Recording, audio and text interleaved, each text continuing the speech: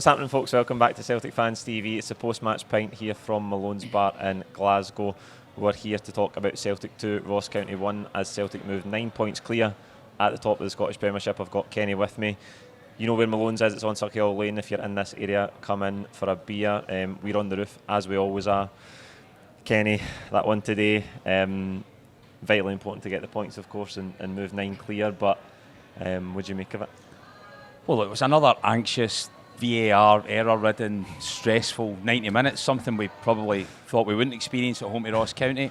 But look, before we even talk about the game, we're 40% of the way through the season, and I think we've got one hand on the title. It feels like we've got one hand on the title. And that's credit to the manager, but it's credit to the players for dragging us through this 13-game spell where they're playing twice a week. They're playing, at points, the best team in the world within that 13-game spell, and they have a flawless league record throughout the entire thing. They deserve to be 9 clear because of that. A lot of the victories haven't been pretty, probably more so than we would like. I'd like us to be winning games more convincingly, but you win championships with that type of record. So that's the overriding feeling I have coming out of this period of games. The game itself, I mean, you knew what Ross County were going to do before they even turned up. They were going to sit with 5 at the back. They would sit at the 18-yard line or the 6-yard line with the 5, depending on where we were. They'd have 3 just in front of them, and they would try and force us wide in the knowledge that they've got a height advantage and just try and force us into whipping in crosses that they can clear away. And that's a cheap tactic. It's a cheap tactic that outfoxed us, unfortunately, for 50 minutes. And I was a bit disappointed with the team selection, because if you think that that's what you're up against, what do you need? You don't need players that have got rapid pace in behind like Maeda, because they're not going to get a run on you. Yeah. They're trying to run at people that are 6 yards out for goal. So why keep your most creative player, your best player offensively, Jota, who can unpick a lock without any on the bench? I immediately thought that was a flaw in that. I think that the way it played out, that was an error. He's not beyond criticism, the manager. I thought that was a problem. And I do think we're starting to miss O'Reilly in the number 10. He's done a great job, Matt O'Reilly, deep, and he's been so accommodating, and he's grown into that deep position because he's tackling, and the physical side of his game has improved. He'll be a better all-round player at the end of this. But I think we're starting to miss him in the 10. It's a combination of not having the right wingers, not having that creativity in the 10 meant that it was a pretty comfortable outing for Ross County to keep a clean sheet. But then, get into the second half. I mean, let's talk. We will not preempt talk about VAR. It was just a ludicrous decision, but that spurred us into life. And I was really proud of Hatate in that last 30 minutes because he's the best technician we've got. That's clear. We know his shots like a rocket. We know that he can spray balls 30 yards. We know that his balls into feet are superb in tight conditions. But one thing he showed there was leadership. And for somebody from another continent who has only known this club for less than a year, to show real leadership and to drag us through that 30-minute spell was the most rewarding thing for me watching the game. So overall delighted to come away with the win. I thought when they scored that penalty, I genuinely thought we were going to drop points, which is a rare feeling under a Postecoglou side. Especially at home. But we've done it again. They surpassed us again. Yeah, they always find a way.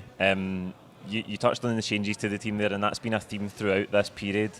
I think it's been 13 games in 42 days following the last international break, but the theme through it all has been that the manager has made, 6 changes today, 6 changes at Fir Park on Wednesday. I think it was 5 changes against Dundee United last week, and that's kind of been game to game. There's been 4, 5, 6 changes.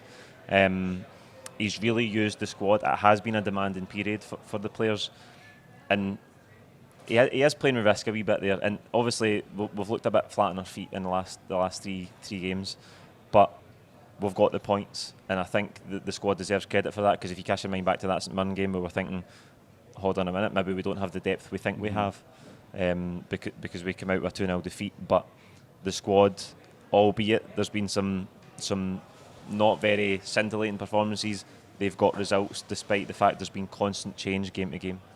Yeah, and there are only a few areas where we don't really have cover. I think if Carter Vickers out is a problem, right?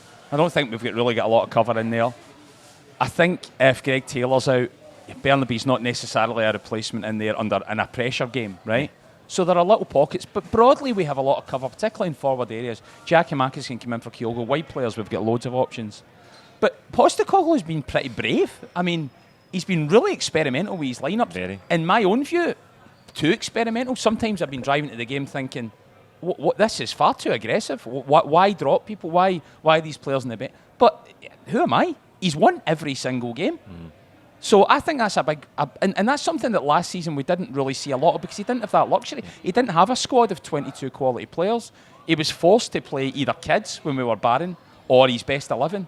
And he used his managerial skills brilliantly under those conditions. But he's now shown us that even with a full squad of quality players, he's still got the nous to rotate them and use them in a fresh way. I just felt today, going into an international break where Jota's going to have 5 weeks off, he should have started Jota. And I think that contributed to the fact that we were under the cosh a bit there. Look, we've rid with luck a wee bit there to get the results. But we won. So he's got his record and his rotation is flawless. Yeah. And look, if we couldn't love him anymore, that's another reason. Aye, absolutely. And that's the mark of a championship winning side, that even in the games where you're not playing well, and I don't think we've been in anywhere near top gear in the last 3 games, as I say. Dundee United last week, Motherwell during the week. Today, we haven't been anywhere near top gear, but we've found a way to get the points, and that is what wins you championships, because you can't play in top gear every single week. I thought in the first half today, it just had all the hallmarks of one of those games, didn't it, where we just couldn't get into any real rhythm. I think in the early period of the game, first 10-15 minutes, Ross County were having the spells of possession. We'd won maybe 1 or 2 chances. Kyogo is one that he puts wide, but created very little in that first half as well, and that's just symptomatic, again, similar to Dundee United last week, where we just seemed a wee bit off the boil. Do you put that down to the fatigue just after this I genuinely think they're tired. I mean, we've done a lot of good rotation to keep them fresh, and we've had a relatively clean injury record with the exception of our most influential player, but the reality is O'Reilly, pivotal, Hatate, pivotal. They've played almost every single minute. Yeah. It's a very high demand to place on people, and I just think that's played an issue, and I also think I'm not sure the team selection was right. I'm not sure trying to place reliance on Kyogo when you're whipping deep balls in and they're crowding the 6-yard box. We've saw it time and time again. It's a relatively futile arrangement when you're trying to do that. Now, Kyogo's in good goal-scoring form, so I wouldn't say that was the wrong selection when I was driving to the game, but looking at it, it's another game where he's had limited impact in the game because they've sat so deep. They're much taller than him. He can't get in behind. So I think there were a number of reasons contributing to why we get into that rut in the first half. And unfortunately, it did take a crazy VAR decision to spur us into life. But perversely, maybe that helped us win the game. I think it did. And I suppose we'll come to that decision now. Outside the game, the full-time reaction, anybody that's watching this video who's watched the full-time reaction beforehand, they'll see that I just asked the guys, Callum, Martin, what their view of it was, because it's up the other end for me. I only seen it once live at the game, but I've seen it back since before we started this video. Watched it back numerous times. It's never a penalty in a million years, and the referee's so quick to give it live during the game, and then it also goes for the VAR check, and they say aye pretty quickly, by the way. They say aye, penalty, and the decision and the check is complete. Matt O'Reilly's arms are by his side, his elbows glued to the side of his body, and it ricochets from about less than 5 yards away up onto his elbow. His hand can't be anywhere else. He's not unnaturally bigger. His silhouette hasn't changed. It's not an unnatural position that's given him an advantage to handle the ball. It's never a penalty in any interpretation of the law, and we know the handball rule is open to interpretation, and that's why there's so many problems with it across world football. But that is never, ever a penalty kick. And for the referee to give it in the first place is a shocker. But for VAR to now be there in place and for it to go for a check and for them to affirm that decision is an absolute disgrace. I mean, I think if they're going to apply the rule that way, it's meaningfully affecting how we as fans consume the sport and are satisfied with the sport. My dad's 70, right? He's watched Celtic for 70 years. He hates it. He's confused by it. His interpretation of the game now has changed. Every time there's a ball into Celtic's box, I panic. I genuinely feel differently now when I'm watching the game. If you get your heart in your mouth that something innocuous could happen and they lose their one-goal lead. If you're a one-goal lead at Celtic Park has always been precarious. A one-goal lead at Celtic Park is now completely different because all you are is a little deflection away from being level, and that meaningfully affects how you view the sport and how you enjoy the sport, and it's affecting it in a negative way. I mean, I read the rules of the handball because it was annoying me so much. It's actually not that complex. It's if it's deliberate. or if it's an unnatural position and you benefit from that. It's that simple. How on earth can it be unnatural if in an instinct it hits your arm? That's a situation where it's the most natural of all time, right? It's an impulse. When me and you leave here tonight, we'll walk across the road, right? Well, our hands will be in natural positions, but they might leave our side, right? It's crazy. How can Maradona make a career running about with his arms? It's madness. But I don't think I think the Scottish referees are applying the law in the wrong way. You saw some teething problems with VAR in England when it started. It's now lovely and smooth in the Champions League, but England have got over that. The Scottish referee, it's not just the technology, it's the application of the law is flawed by the Scottish referees. And it's flawed in a way that is meaningfully changing games and people's enjoyment of the sport. So it's got to change pretty quickly. Aye, the standard of refereeing is really, really poor. And I want to touch again on, just briefly, because there's not a lot to dissect about this, but early in the game today, Vosley Law comes and collects a corner. Maeda's kind of near him, half-hearted challenge, nothing in it. And he has the ball in his hands because he's got the cross, drops it to try and kick it out, and then when he's closed down he picks it back up again, and the referee hasn't given a free kick because there wasn't a free kick to be given. But when it transpired that this technically should be an indirect free kick to Celtic, I think, if the goalkeeper's had it in his hands, put it down, picked it back up again, he then decided, right, okay, it's a free kick to Ross County. Vosley Law's made a mistake. I don't know if he thought it was a free kick, but to my knowledge, being there at the game, I didn't see the referee giving a free kick, and he just changed his mind, and because it was the easy way out, he must have thought instead of giving Celtic an indirect free kick, he's let Ross County take a free kick that never was. But Ralston was also thrown to the ground in the second half.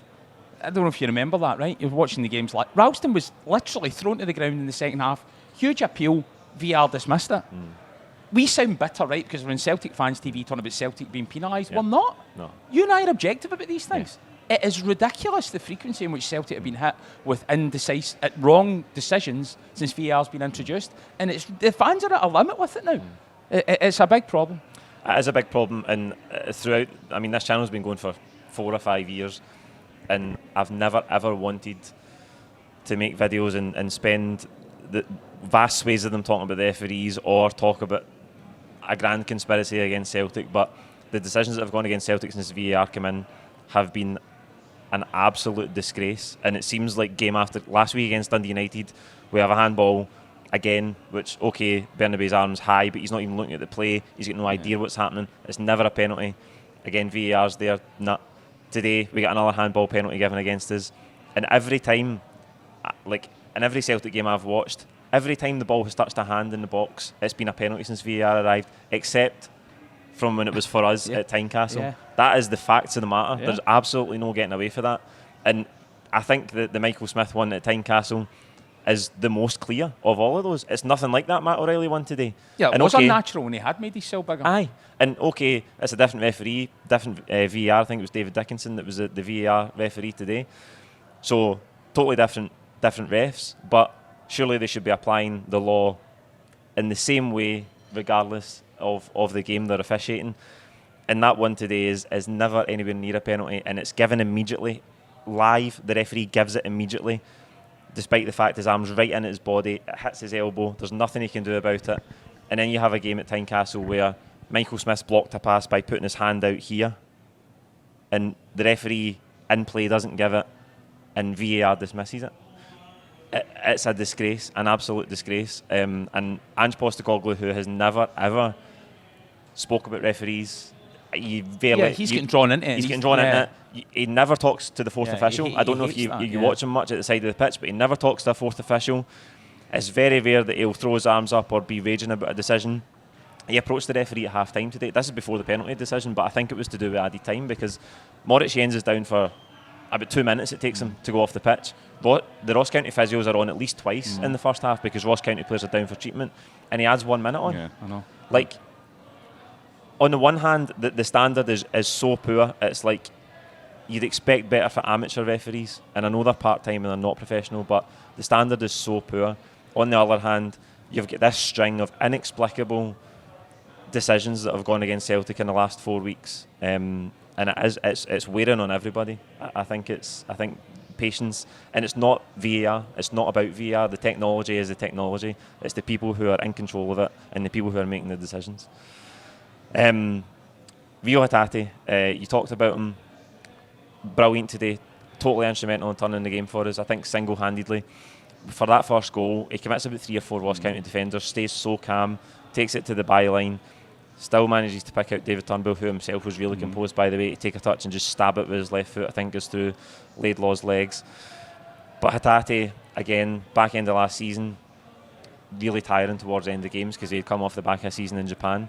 But as you say, shown that leadership today, and again, having played almost every minute of these 13 games in the space of 40 days, I thought he was brilliant in that second half. He plays the 1-2 for Haksabanovic for his goal, which will come in a second.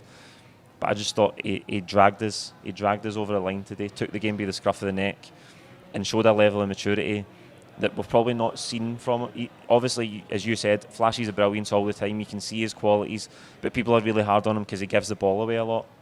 I thought today he was the match winner. I mean, had he not decided we weren't going to get beat after with 30 minutes to go, we would have at least dropped 2 points. He was that pivotal to the outcome of the game. And I've never actually seen that side of him. I seen him dragging Maeda over into the centre circle and giving him instruction. When he was taking the ball, he was brave. He was wanting the ball all the time. And when he was receiving the ball, he was flawless. O'Reilly's good at receiving the ball because he does it with quality, so does McGregor. Hatate's almost slightly above them. And he was wanting the ball all the time because he knew that he had the skills to take the ball in tight and create things that others couldn't on the park. And he was a real leader. And if you sign someone from British shores and they're a leader, they kind of understand the culture a bit more quickly. They're kind of used to it. They're brought up in it. He's come from a completely sort of alien environment, right, playing in the J League. Yeah. But he's come to British football, a tough school of football, and within a year, when the chips are down with 60,000 fans breathing down your neck, who's the guy that surfaces and pulls you out of it? It's somebody for the J League. And that feels really rewarding, I think, coming away because I think we've got someone who's not just going to try and get a move to to an English Premier League team next season. Yeah. I think it's someone that actually gets Celtic and cares and understands what we're trying to do and loves the manager. So beyond his technical ability, which we knew way beyond today, I think he showed a side of his character, which we didn't know he had. And that's something that's going to have longevity for us. I mean, that first goal, he had a sea of men in front of him. Yeah. He's beat 5-6 of them. Yeah. It was the only way we were going to score. I thought, on balance, we probably wouldn't score because we were in a rut. They packed the box, but Hatate had a different idea, and it was superb. Absolutely. On top of that, on top of the brilliance in terms of setting up the goals, dragging us through, taking the ball in tight areas, the thing I love to see towards the end is he gets fouled on the counter-attack and he gets up in the guy's face. And I think people have been critical with some of the Japanese players since they arrived in terms of being too nice, in terms of going down to opposition players when they're injured and seeing if they're okay. I like to see that bit in him, where he was fouled in the counter-attack and he wasn't happy about it, and he got up and he got in the guy's face. It was quickly split up and nothing really came of it, as it really does in football. But I like to see that from him, that he's angry about being hauled down on the counter-attack, and I think that nastiness, for want of a better word, is something that could help his game, and maybe that is a sign of adapting to this football here, because someday in the Scottish Premiership will haul you down in the counter-attack and not think twice about it. Yeah. So I think that streak, developing that streak, can only do. I mean, I never saw that, but it's brilliant to hear that he did that. I mean, it's a bit of a sensitive thing, 'cause it's a bit of a cultural thing. When Kyogo, when people lie down injured and Kyogo goes over and helps them, if that was a British player, I'd probably be saying, "Go to get away! What are you doing? You're too soft. Show a bit of metal." Yeah. But you can't do that with Kyogo, right? That's their culture, and that's fine. You don't want to disturb that. But for Hatate, maybe to abandon his culture after under a year here and start having a go at folk, why not? Let's embrace it. So yeah, it's good to know that he's got that side of him, because he cares. The guy cares. That's above all. That's what matters. You can be a hard man and not care. You can go out and be soft to people and not care. I think he cares. Yeah, absolutely. Haksabanovic today, I don't think he was very good at all in terms of his output. Again, he shows so much promise and he gets in really, really good areas of the pitch, but just a bit hesitant at times. But that finish today, I'm right behind it, and as soon as it left his foot, I thought there's a chance this is going to curl in at the far post, because it starts outside the post and it's almost never really going in right until the last second. But it's like a goal off the PlayStation, man. It was unreal. Yeah, I actually was surprised it went in when he hit, because he hit it so softly. Aye. I thought, well, he's just fluffed this. Next thing you know, it's absolutely, it's postage stamp. And he is a funny one, Haksabanovic, because when he came on against Ross County and he had that 15-minute cameo, you think, well, we've signed one of the best players in Europe, right? But the reality is, since then, he's shown great flashes, but his pace is sort of a bit of an issue. Yeah. And he too regularly, he's not a one-trick pony, he's better than that. But he's constantly feigning. He feigns somebody 6, 7, 10. And you think, just put it in the box, Haxa, right? You've done your bit. Yeah. So there's a bit of work to do with him, but he's a talented guy. And although he's not got that blitz and pace that Maeda does, he's got pace over a short window. So I do think well, look, $1.5 million, no-brainer, brilliant signing. And okay, he did have a bit of a week out today, but that's a crucial goal. When we win the league, I think we will win the league, you look back and say, well, that was a 2-point goal from Haksabanovic. That in itself is almost worth his transfer fee. Yeah. So he deserves credit today. Yeah, and 2 goals last week as well. The thing I can tell about Haksabanovic is I think he's got a bit of petulance in him. I think there's a wee bit of short-temperedness there. So we'll see how that... He doesn't help people up, does he, when they're injured? No, not at all. Not at all. Psychologically, though, after going behind and the result earlier today, to go 9 clear is huge for us, and we know there's a lot of football to be played, but we could hardly be in a better position given we've played 15 games, 9 points clear. The start of the season has been brilliant, bar that blip at St Mirren. We've scored an incredible amount of goals. I don't know, a couple of weeks ago it was the most goals since 1966-67, the best goal scoring start to a season. I don't know if it's still there just now, but it's been a phenomenal start domestically, and we find ourselves in a really commanding position. I'm not the person for the stats, right? Martin's the person for the stats. But out of curiosity, I looked at what our points per game haul, because it seems massive. If you project our points per game haul forward, we end up with 107 points. That's a point more than Brendan Rodgers had achieved in the Invincible season. The Invincible season, whereby our points haul was the biggest, points per game haul was biggest in the club's history. And do I think we're going to keep on that pattern? Yes, because look at the last 13 games. We've been out on our feet. We've been playing the best team in the world within that. We've been playing a top team in Germany within that. When we come back, the World Cup's done. People like Jota, our best players, are going to be rested. McGregor's going to be back. Our most influential player is going to be back, hungry. We're going to have no European football. The conditions are absolutely perfect for us to go on and amass a points haul that could be record-breaking for the club. Now, what we need to guard against is complacency. Because it's easy for the fans to think, we've already won the league out the park. We're going to win the treble, and the whole thing becomes glorified immediately. Football can change quickly. Absolutely. Rangers could sack Van Bronckhorst in the morning, get in a nice new manager, beat us at New Year, and you're in a race again. That can happen. But Postecoglou's not going to be complacent, right? I mean, there's no way he's sitting in there thinking he's got one hand in the trophy. Not for a minute. And I think irrespective of what Rangers do, they're going to need a miracle. They're going to need an absolute miracle, because 9 points now, what's that, 5 they draws? Need to be perfect, don't they? Yeah, they need to be perfect. I don't think they're going to catch us. They could appoint Guardiola. I don't think they're going to catch us. So, but we need to guard against complacency. But it's remarkable to be sat here today, Paul, talking about these types of numbers in terms of points haul. Yeah, absolutely. Last one on today, and on the last, I suppose, 3 games over the last 7 days. I think it's a real mark of progression under Ange Postecoglou. I think there's maybe all 3 of these games in the last 7 days. At this stage last season, we would have dropped points in them. And it's maybe because the likes of Hatate can now stand up and pull us through games. The progression in everybody, how much they understand the process of what they're doing, how bought in everyone is to the way the team plays football. But it's a real mark of progression that when these games have got tough, and you talk about complacency there, you go into the stadium today after Rangers drop points thinking we can just blow Ross County away here and move 9 clear. But that's not how football works. Like any football match can be tough, and if you're not at it, you can drop points.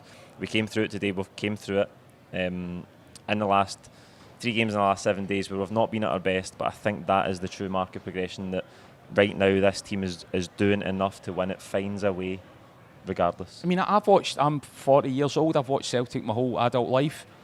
And Martin O'Neill had some great last-minute winners. I remember under Brendan Rodgers, Scott Brown scoring in 86 minutes. Scott Brown won the league at Rugby Park, the famous song. These things have happened in history. I don't think any of them have, and I know it's a short population of results, right? Relatively, it's a year or so.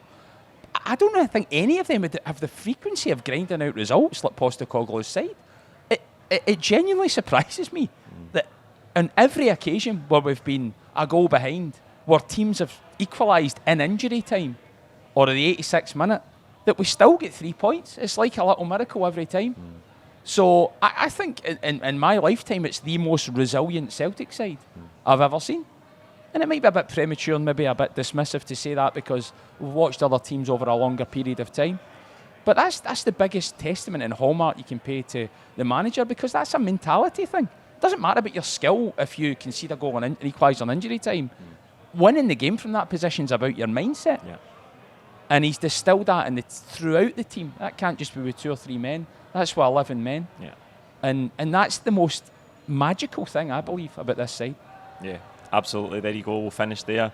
Celtic are 9 points clear. It is the World Cup break. I hope you like this. Post-match pint will be the last one for a wee while. Like this video. Comment with your own thoughts on today's game below. Don't forget to subscribe if you haven't already. We will see you throughout the break. We'll try and come back with some videos to keep you going without Celtic. But there you go. We're 9 points clear. Enjoy tonight. Cheers.